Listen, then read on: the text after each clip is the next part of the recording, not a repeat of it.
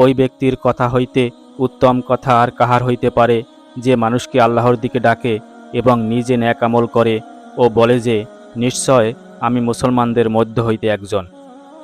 মুফাসসিরগণ লিখিয়াছেন, যে কোনো ব্যক্তি যে কোনো পন্থায় মানুষকে আল্লাহর দিকে ডাকিবে, সে উপরোক্ত সুসংবাদ ও প্রশংসার উপযুক্ত হইবে। যেমন আম্বিয়া ইকরাম আলাইহিসসালাম মুজিজা ইত্যাদির দ্বারা, ওলামা ইকরাম দলিল প্রমাণের দ্বারা, মুজাহিদগণ তলোয়ারের দ্বারা, মুয়াজ্জিনগণ আজানের দ্বারা আল্লাহর দিকে ডাকিয়া থাকেন। মোট কথা, যে কোনো ব্যক্তি কাহাকেও মঙ্গলের দিকে আহ্বান করিবে, সেই উক্ত আয়াতের অন্তর্ভুক্ত হইবে, চাই জাহেরি আমলের দিকে আহ্বান করুক কিংবা বাতেনি আমলের দিকে আহ্বান করুক।